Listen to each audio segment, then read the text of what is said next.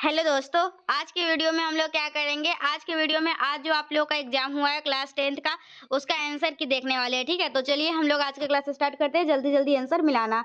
तो ये हम लोगों का ये आप लोगों का 14 फरवरी को फर्स्ट सीटिंग के एग्जामिनेशन का आंसर की है। तो 1 माइनस साइन फोर थीटा, इसको A square minus B square पे तोड़िएगा तो 1 का स्क्वायर माइनस साइन स्क्वायर का थीटा। तो ये आ जाएगा A plus B into A minus B, 1 minus sine square theta. ठीक है, और आप लोगों का क्या होता है, sine square theta plus cos square theta equal to 1। तो कॉस स्क्वायर थीटा यहाँ से क्या आ जाएगा, 1 माइनस साइन स्क्वायर थीटा। तो ये आप लोगों का cos square theta into 1 plus sign square theta. आप लोगों का क्वेश्चन नंबर 1 का ऑप्शन नंबर ए करेक्ट हो जाएगा।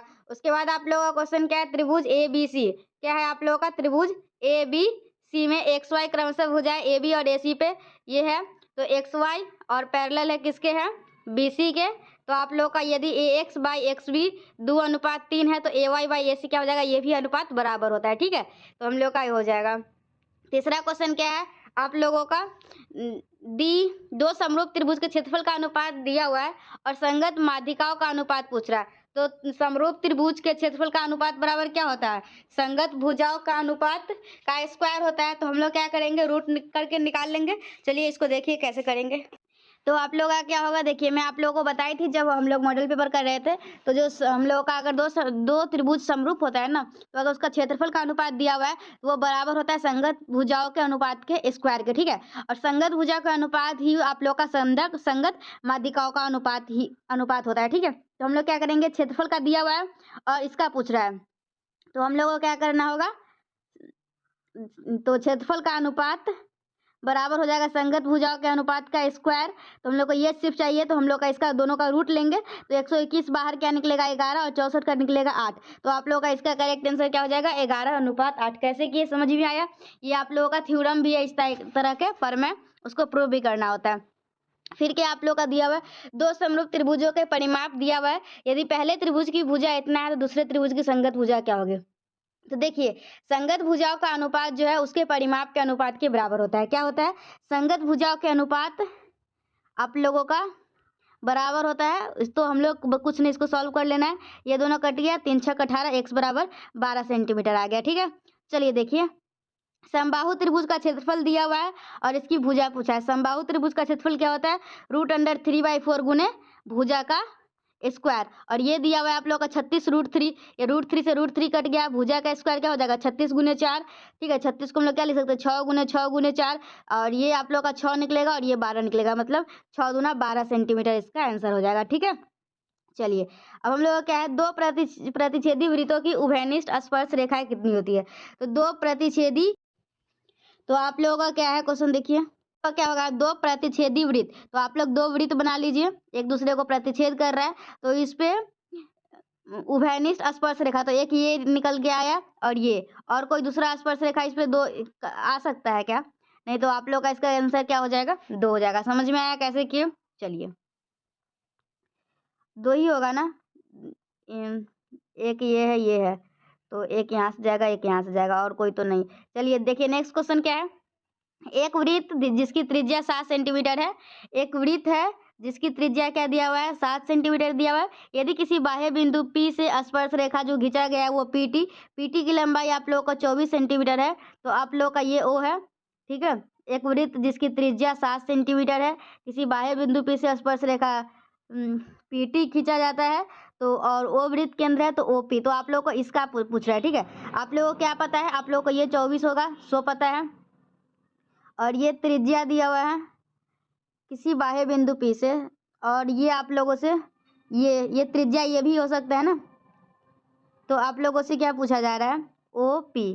अच्छा ये T है ना, सॉरी ये T है, OP आप लोग को ये पूछा जा रहा है। ये त्रिज्या ये पता है, ये पता है, तो ये चाहिए। तो 7 किसके किसके साथ ट्रिपलेट बनाता है, नहीं याद है तो हम लोग 24 का स्क्वायर कर लेंगे। ठीक है, 24 का स्क्वायर क्या होता है, कर लीजिए आप लोग, 24 चौका 96, 24 दूना 48। तो ये आप लोग का 576 होता है। ठीक है, क्या होता है, और इसमें से 49 घटाइएगा तो 16 में से 9 जाएगा तो 7, और ये 4 में से 4 जाएगा तो 0। यही है ना, 24 का स्क्वायर 576। एक बार कर लेते हैं, 24 चौका 96, 24 दूना 48, 6 8 9 17, हाँ 576। और 7 का स्क्वायर होता है 49, 16 में से 9 जाएगा तो 7, और ये हो जाएगा 6 हो जाएगा, 6 में से 4 जाएगा तो 2, और ये आ जाएगा 16 में से, अच्छा तो ये आप लोगों का निकलेगा 24 7 इसका क्या कहाँ तक हम लोग बनाए थे? 324 18 आना चाहिए। 5 12 13 होता है, तो ये 24 है, मतलब कि इसका ट्रिपलेट बनता है। और इसका 26 इसका, चलिए हम लोग निकाल ही लेते हैं, क्यों उतना टाइम वेस्ट करें। क्या हो जाएगा हम लोगों का, चलिए सॉल्व कर लेते हैं सामने में ही। 24 का स्क्वायर क्या होता है? 576। 576 और आप लोग को ये चाहिए, तो इसमें से 49 घटा देंगे तो 16 में से 9 जाएगा तो 7, ये हो जाएगा 6 में 4 जाएगा तो 2, और ये 527। तो ये 527 किसका होता है? 30 का तो नहीं होता है, रूट 25 का भी नहीं, 25। तो देखिए मैं आप लोगों को बता दूं, इसका एग्जैक्ट आंसर नहीं आएगा, ठीक है। इसको सॉल्व कीजिएगा आप लोग तो पूरा करेक्ट आंसर नहीं आएगा। आप लोग अभी सॉल्व कीजिएगा ना उसको। तो फिर हम लोग का क्या है, किसी बाह्य बिंदु P से एक वृत्त पर स्पर्शरेखा खींची गई है, इतना P से उसी वृत्त पर खींची गई दूसरी स्पर्शरेखा की लंबाई क्या हो जाएगी? तो उस पे वृत्त पे जो स्पर्शरेखा खींचा जाएगा किसी बाह्य बिंदु से, उसका भी हम लोगों का 17 सेंटीमीटर हो जाएगा। फिर याद क्या है, क्या हो गया क्वेश्चन को, चाहे यदि 7 सेंटीमीटर त्रिज्या वाले वृत्त के लघु वृत्तखंड का क्षेत्रफल इतना है तो दीर्घ दीर्घ वृत्तखंड का क्षेत्रफल होगा। तो देखिए लघु वृत्तखंड का क्षेत्रफल पता है, तो आप लोग का वृत्तखंड का क्षेत्रफल याद है क्या होता है? पाई आर स्क्वायर थीटा बाई 360। और आप लोग को आर पता है, ठीक है। तो आर अगर 7 रखते हैं तो यह 14 सेंटीमीटर होगा। तो दीर्घ वृत्त खंड का क्षेत्रफल क्या होगा? ठीक है, इसको हम लोग सॉल्व करना होगा, इसको बाद में करते हैं, जो हल्का हल्का जल्दी जल्दी कर लेते हैं। एक वृत्त का क्षेत्रफल दिया हुआ है, इसका व्यास, तो वृत्त का क्षेत्रफल क्या होता है? पाई आर स्क्वायर बराबर 154, ठीक है। तो पाई की जगह पे क्या होता है? 22, और ये कटेगा 22 एकम 22 सत्य, ठीक है। और ये आर बराबर क्या आ जाएगा? 7, और व्यास पूछा है तो व्यास उसका दुगुना हो जाएगा, तो इसका 14 सेंटीमीटर हो जाएगा, ठीक है।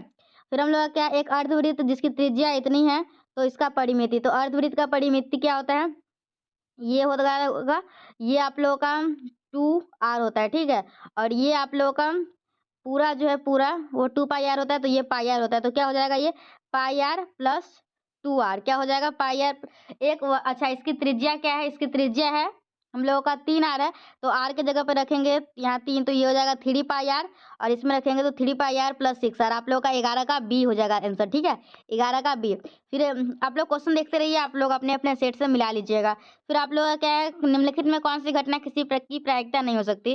तो आप लोगों को घटना जो है ना, वो एक से आप लोग का ज़्यादा नहीं हो सकता है घटना, तो आप लोग का ये आप लोग का इसका करेक्ट आंसर है। नेक्स्ट क्वेश्चन क्या है, घटना के पूरक दिया हुआ है, तो घटना के होने की प्रायिकता और घटना के नहीं होने की प्रायिकता दोनों किसके बराबर होता है? 1 के बराबर। तो 13 का आप लोग का सी का आंसर हो जाएगा।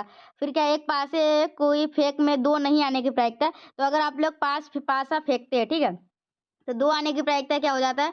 2 एक बार आ सकता है 1/6, और ये नहीं आने का पूछा है तो 1 - 1/6, तो ये 5/6 हो जाएगा, ठीक है। फिर क्या है, आप लोग का अच्छी तरह फेंटे गए 52 ताश की एक गड्डी से एक यादृच्छिक पत्ता लिखे, तो इसमें काले रंग की बादशाह, तो काले रंग का बादशाह कितना होता है? काला रंग का बादशाह आप लोगों का उसमें 4 होता है, ठीक है, 4 काला, और तो ये 4/52 तो 1/13 आ जाएगा, ठीक है। काला बादशाह कितना होता है, लाल कितना होता है? अगर 26/52 तो चलिए ठीक है। उसके बाद हम लोग का 15 हो गया। फिर हम लोग का क्या, इसका माध्यिका बोल रहा है निकालने के लिए, ठीक है। तो कुछ नहीं करना है आप लोगों को, सबको जोड़ दीजिएगा। क्या कीजिएगा, सबको जोड़ के और नंबर ऑफ टर्म से भाग कर दीजिएगा। तो ये सबको जोड़ लीजिएगा, ठीक है, इसको खुद से बनाइएगा आप लोग। ये सबको जोड़ लीजिएगा ना, तो इसका आप लोग का आंसर जो आएगा वो 31 और 37 के 34 और 37 के बीच में ही आएगा, ठीक है। अच्छा सारा ऑप्शन तो वही दिया हुआ है, तो सबको जोड़ के, और इसका माध्यिका 35 है। चलिए ये 3 हटाइए और ये 3 हटाइए, और देखिए ये 2 हटा, ये 2 हटा, और इसका माध्यिका कितना है? 35 है, तो इसका आंसर 35 आना चाहिए। लेकिन आप लोग इसको सॉल्व करके देख लीजिएगा, ठीक है। फिर क्या, संचयी बारंबारता निम्न में से किनके निर्धारण में उपयोगी है? तो संचयी बारंबारता हम लोग को बहुलक में निकालना होता है। तो चलिए नेक्स्ट क्वेश्चन, माध्य, चलिए ये फॉर्मूला पूछा है, तो बहुलक बराबर होता है आप लोगों का, बहुलक बराबर क्या होता है? 3 गुने माध्यिका, 3 गुने माध्यिका माइनस 2 गुने माध्य, ठीक है। तो हम लोग बस 3 गुने माध्य माइनस, ये नहीं होगा, अच्छा इधर भी सॉल्व करना है ना, तो इसको सॉल्व करेंगे तो ये बहुलक इधर रहने दीजिए और ये जाएगा उधर, तो चलिए यही करेक्ट आंसर हो जाएगा आप लोग का, ठीक है। नेक्स्ट क्वेश्चन देखिए, निम्नलिखित में से बहुलक वर्ग क्या है? तो बहुलक वर्ग कौन होता है? जो सबसे अधिक बार आता है, तो यहाँ सबसे अधिक बार कौन है? 45, तो आप लोग का 20 से 30 हो जाएगा, ठीक है।